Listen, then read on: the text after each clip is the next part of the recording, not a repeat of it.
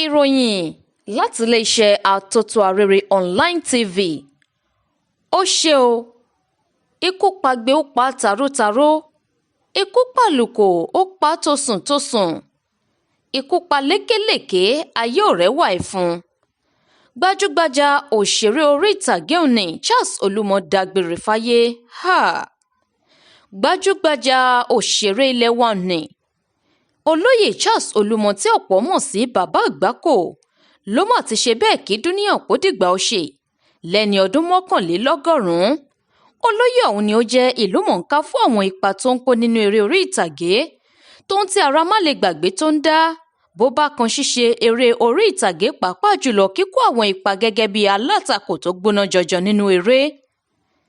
Ẹgbẹ́ eléré orí ìtàgé ilẹ̀ Nàìjíríà TAPAN ló kéde ìpapòdà akọni òṣèré ọ̀hún látẹnu ààrẹ ẹgbẹ́ náà Bọ́lájí Amusan tí ọ̀pọ̀ mọ̀ sí Mr. Latin, tí ó sì sọ wípé báyìí náà òun fi àkókò yìí kéde ìpapòdà Pa Charles Olúmọ tí gbogbo ènìyàn mọ̀ sí Àgbákò, àti wípé ẹ̀kúnrẹ́rẹ́ ìròyìn lórí bí ètò ìsìnkú rẹ̀ yóò ṣe lọ ni àwọn yóò máa fi léde bó bá yá.